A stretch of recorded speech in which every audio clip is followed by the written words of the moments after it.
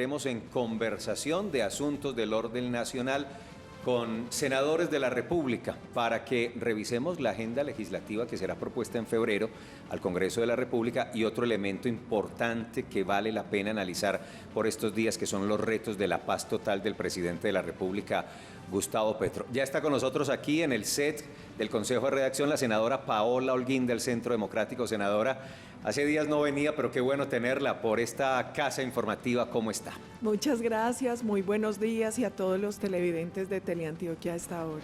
Y conectado también para que conversemos unos minutos el senador del Partido Comunes, Omar de Jesús Restrepo. Senador, nos alegra saludarlo. Buenos días, ¿cómo amanece? Muy buenos días, igualmente, y gracias por la invitación. Gracias por acompañarnos. Bueno, senadora Paola, son muchos los temas y no vamos a tener tiempo de abordar todo este asunto, pero vamos un poco de lo general a lo particular, porque se viene un paquete legislativo importante, son muchas reformas al mismo tiempo, de unas hay más claridad, de otras hay poca claridad sobre el articulado, y usted ese escenario legislativo que viene para este 2023, ¿cómo lo evalúa? Además, considerando que la oposición en este caso es una oposición muy reducida en el Congreso de la República. Pues la verdad es que hasta ahora poco se conoce de los textos definitivos de la reforma, pero sí se pinta un panorama muy complejo. Se supone que está continuando el trámite de la reforma política, de la que prohíbe los pilotos de fracking, la de cannabis y otras, pero adicionalmente entra el Plan Nacional de Desarrollo, que debe ser radicado ahora a inicios de febrero, la adición presupuestal, la reforma a la salud, la reforma pensional, la reforma laboral, el nuevo código minero, la modernización de la policía, la reforma a la educación, tienen planteada también una reforma a servicios públicos y al Sistema Nacional Ambiental. Entonces el gobierno ha presentado una lista muy extensa, muy compleja de reformas, y adicionalmente la mayoría de reformas hasta hoy lo que se conocen son como anuncios aislados más que textos definitivos. Senador Omar, yo quiero preguntarle a usted, saliéndonos un poco del contexto de las reformas, pero que tiene que ver con el trabajo que ha arrancado el gobierno nacional relacionado con ese proyecto de paz total. Mucha preocupación en Antioquia por lo que pasó durante esta semana en Ituango con el secuestro de 2 excombatientes. ¿Usted siente la voluntad por parte de grupos armados, grupos delincuenciales, para que se dé esa paz total, o usted cómo ve ese planteamiento?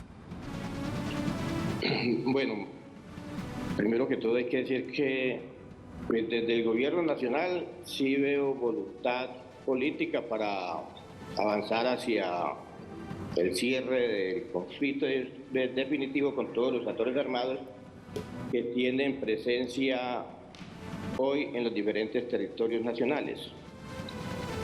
Lo que pasa es que es una situación bastante compleja porque pues hay actores que obedecen a unos intereses y tienen unas dinámicas, y hay otros actores pues que tienen una historia y que también se plantean otros intereses, inclusive políticos.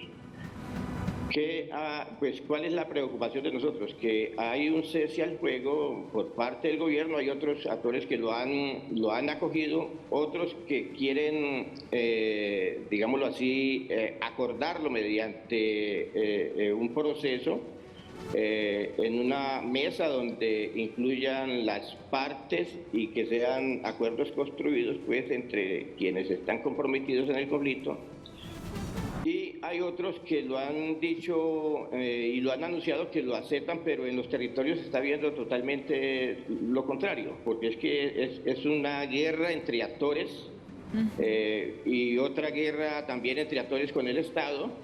Entonces ahí es muy difícil, eso requiere desde nuestra experiencia, requiere que se generen unos parámetros, unos protocolos claros, que se sepan cuáles son los grupos que están comprometidos con la paz, quienes se quieren comprometer, y ese es el juego que debe ser bilateral, pues comprometa a las partes con verificación por parte de las comunidades, de los actores que están en los territorios, y por la comunidad internacional. Es decir, esto tiene que tener una verificación muy seria para poder hacerle seguimiento a esto y poder medir la voluntad mediante los hechos. Es que no es solamente una situación de retórica, de narrativa, de decir sí, pero en la práctica se estén generando otro tipo de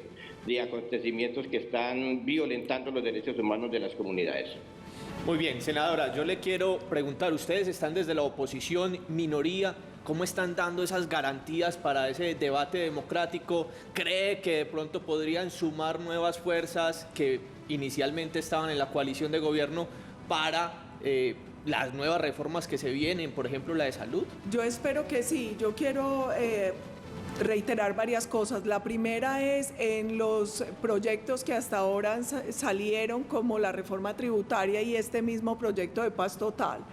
Nosotros no sentimos suficientes garantías para el debate. De hecho, nosotros instauramos una demanda ante la Corte Constitucional por la ley de paz total, porque ese tipo de leyes exige concepto previo al Consejo Superior de Política Criminal, que no es vinculante, pero es una obligación procedimental. Ese concepto nunca llegó al Congreso, como quedó claro en un derecho de petición que yo elevé a la Secretaría de la Corporación. Pero adicionalmente, mire, antes de responder esa pregunta, yo quisiera hacer unas observaciones a lo que ha dicho el senador. La primera es, el 31 de diciembre el gobierno sacó 5 decretos hablando de cese bilateral, con el Clan del Golfo, con el ELN, con los que denominan algunos los Pachenca, que son las autodefensas de la sierra, con las 2 disidenciadas FARC, con los que entraron al proceso, que eran del criminal Iván Márquez y los del criminal Iván Mordisco. Finalmente, muchos de esos grupos dicen, ¿cuál cese bilateral si esto no fue acordado? Y hoy lo que uno empieza a ver es que hay más bien un cese unilateral, una parálisis por parte de la fuerza pública para operar. Yo en algo sí coincido con el senador y es que esto tiene que ser estricto en procedimientos para poderlo verificar. Y hoy no hay cómo verificar. Entonces hoy son supuestamente unas 5 mesas, hay 5 decretos, hay unos supuestos 5 ceses bilaterales, pero uno ve que hoy el único que está paralizado es la fuerza pública, porque las estructuras siguen delinquiendo, siguen asesinando, siguen desplazando la población. Entonces este es un tema muy complejo. Una cosa es los procesos de negociación con unas estructuras y otros son procesos de sometimiento con otra. Hoy vemos también en eso improvisación. El sistema judicial ha negado muchas órdenes de excarcelación de criminales que el gobierno quería sacar de la cárcel sin cumplir los requisitos y violentando la división de poderes y lo que está establecido en el marco legal. Yo espero que el debate en el Congreso no sea un debate ideológico, que sea un debate de cara al país técnico, un debate que de verdad tenga en cuenta la realidad, las cifras, las necesidades de los colombianos, donde se puedan generar unas nuevas mayorías, unos nuevos acuerdos, porque yo sí siento preocupación viendo lo que sucedió, por ejemplo, en el caso de la reforma tributaria y esa de paz total también hay que decirlo, el texto de conciliación se votó a las 12:10 de la noche, se anunció antecitos de las 12 de la noche, los congresistas no conocían el texto y justo después de casi 12 horas de votación de la reforma tributaria. Eso no le ayuda a la democracia, eso no le ayuda al debate, que tiene que ser un debate técnico, que tiene que ser un debate serio y que le dé garantías a los colombianos, no solo a la oposición. Senador, buenos días, ¿cómo está? Quería preguntarle sobre lo que está pasando hoy en día con el tema de una de las reformas que nos tiene ocupados aquí toda la semana. Usted que es un fiel televidente de Consejo de Relación ha visto que estamos trabajando el tema de diferentes ópticas, el tema de la reforma a la salud. ¿Cómo ha sido ese proceso para socializarlo con ustedes, los del Pacto Histórico? ¿Usted ya conoce el texto final que va a presentar el proyecto sobre el tema de la reforma a la salud? No conocemos el texto. Simplemente pues hemos tenido algunas conversaciones con la ministra y nos ha dado a entender el espíritu de la reforma. Es decir, ya ha dicho que la reforma tiene como propósito eliminar las EPS, es decir, la tercerización, Los recursos los irá a administrar la ADRES, se irá a constituir un Consejo Nacional compuesto por más de 30 miembros, en el que el Gobierno Nacional tendría 5.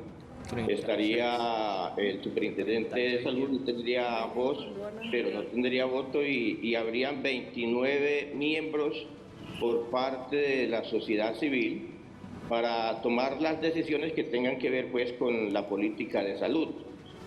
Los recursos irían directamente a los centros de atención y no habrían administradores que estén pues en el medio del sistema de salud.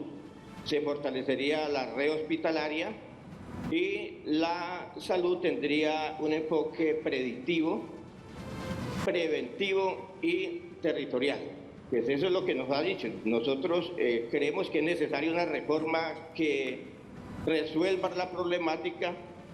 Eso no es que a alguien se le esté inventando, la realidad nos está diciendo que el sistema de salud tiene una crisis, que solamente en el país están funcionando 5 EPS más o menos, cumpliendo su función, el resto están en proceso de liquidación, otras ya han colapsado, y esto ha venido generando una inestabilidad financiera en el sistema y afecta también no solamente a los ciudadanos, a los usuarios, sino también al talento humano, a los profesionales, a los trabajadores de la salud, porque inclusive hay gente que tiene 4 o 5 meses sin recibir ningún tipo de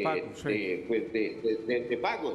Entonces es una situación bastante difícil, caótica, y cuando una EPS de esta colapsa, entonces tienen que trasladar la gente a los usuarios a otra EPS, y aquí se genera una sobrecarga porque no tienen la capacidad instalada. Es decir, hay una serie de fenómenos que están generando una crisis en el sistema de salud que hay que resolver, porque los más afectados son los colombianos. Así es, y precisamente eso que dice el senador, pues son esas pinceladas, pero tan solo son pinceladas de lo que se ha podido conocer de un articulado que todavía no se ve claramente en qué consiste la propuesta de reforma a la salud.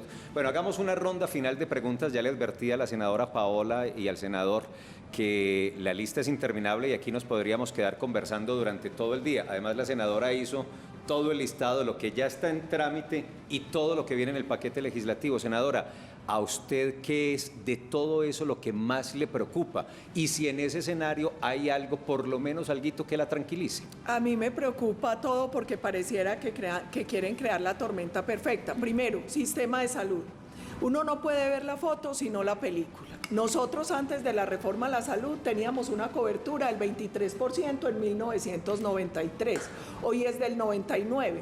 Claro, cobertura no implica atención, todavía hay zonas muy apartadas donde hay una dificultad de atención, pero esa dificultad no requiere reforma porque la ley es clara en que el gobierno puede subsidiar la oferta o la demanda. Es decir, si el problema es construcción de más hospitales, se puede hacer sin reforma. Sobre el tema de la prevención, eso está contemplado en la ley. Que ha faltado más control para exigir más inversión en prevención, totalmente de acuerdo, pero eso no requiere de reforma. Miren, la pregunta es si el problema del sistema de salud son las EPS o la corrupción.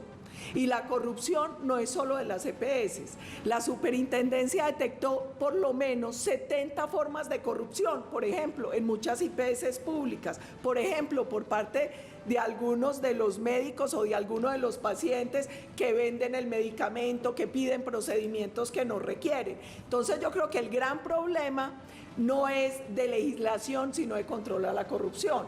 La otra cosa que es importante, todo el mundo habla de la crisis y de lo malo del sistema de salud, pero extrañamente la Organización Mundial de la Salud y quienes presentan mediciones sobre el sistema dicen que Colombia tiene uno de los mejores sistemas en calidad, en cobertura, y además es uno de los países donde menos tiene que emplear el ciudadano de su bolsillo para la prestación de salud. Otra cosa que es importante, a mí me parece muy grave que volvamos a un sistema 100% estatal como ocurría antes, porque recuerden la corrupción del Seguro Social, recuerden las filas desde las 3 de la mañana, recuerden los problemas que había para la prestación de atención. Hoy Colombia es el tercer país del mundo con menos personas que se mueren, por ejemplo, por cáncer. ¿Saben por qué? Por los programas de detección temprana, por la calidad del sistema. En los últimos 20 años se redujo en 20%, en 50%, perdón, la mortalidad materna. En los últimos 10 años subimos 5 años la expectativa de vida. Entonces, dato mata relato. Hablemos con cifras, hablemos seriamente del sistema y de los ajustes que hay que hacerle a la salud sin poner en riesgo a los colombianos. Preocupación, reforma laboral, porque ellos hablan de una mayor rigidez al sistema y hoy Colombia tiene un problema. El año pasado, creo que la última cifra fue de noviembre, teníamos un poco más de 9% de la cifra de desempleo y este año se calcula de 2 dígitos, de más o menos el 11%. De esa cifra tenemos un problema adicional, el 58% son informales. Las rigideces al sistema laboral lo que hacen es generar mayor desempleo y hacen casi imposible que se dé la formalización laboral. Ahí yo tengo una enorme preocupación. Ellos quieren terminar herramientas constitucionales como el contrato sindical, que ha mostrado que es una buena herramienta para la generación de empleo y para proteger los derechos de los trabajadores. Una gran preocupación me genera la reforma pensional. Usted advirtió que Mire, todo. y les digo la verdad, nosotros hoy tenemos un sistema pensional con más de 18.6 millones de afiliados, que es una bolsa de más de 330 billones de pesos. ¿Qué pasa cuando usted obliga a que todo vaya con pensiones y dice que ese recurso se va a utilizar en subsidio? Usted pone en riesgo el ahorro de los trabajadores, que es un ahorro para tener una garantía a la vejez. Y uno lo que encuentra es mucho anuncio, a veces mucha contradicción entre los anuncios, y yo creo que falta hacer un análisis mucho más técnico, mucho más serio, porque les voy a dar un ejemplo, la tributaria. Colombia hizo una tributaria cuando no la necesitaba, ya por fin salió la cifra de recaudo. El año pasado el país recaudó más de 228 billones de pesos, muy por encima de lo que se había presupuestado inicialmente. De hecho, es casi el dinero de la reforma tributaria.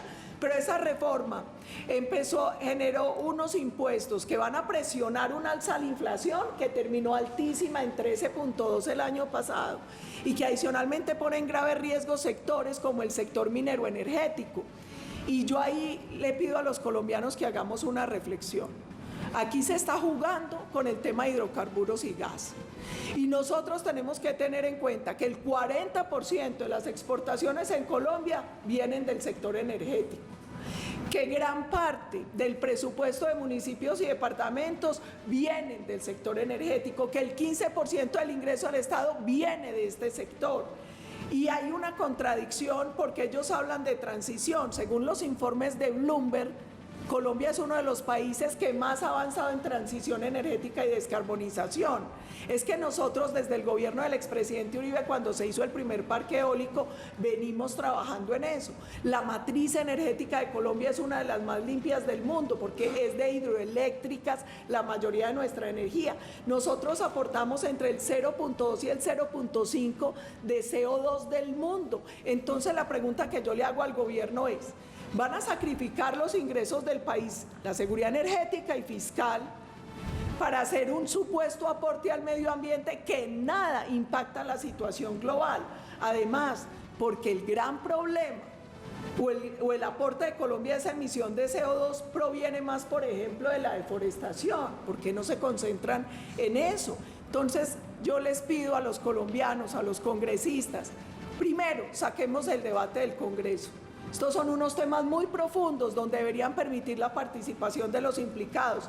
A principios de enero, varios sectores enviaron una carta a la ministra de Salud diciendo: venga, déjenos participar en el debate a la reforma, los pacientes, las EPS, las IPS, los distintos sectores. El otro llamado es que esto no sea un debate ideológico, que sea un debate técnico, pensando en los colombianos, pensando en que podemos terminar creando con estas reformas, si se hacen de manera irresponsable, la tormenta perfecta, el caos y una situación cada vez más compleja para la ciudadanía. Senadora Paola Holguín, gracias por acompañarnos esta mañana en Consejo de Redacción. ¿A usted le preocupa todo? Y no la tranquiliza nada. No, lo único que me tranquiliza es que yo confío en la sensatez de los colombianos, de los gremios, de la ciudadanía y espero que el Congreso no sea inferior a eso. Senador Omar Restrepo, gracias senador, volveremos a conversar. Éxitos en este 2023 legislativo que está bien cargado y con enormes compromisos.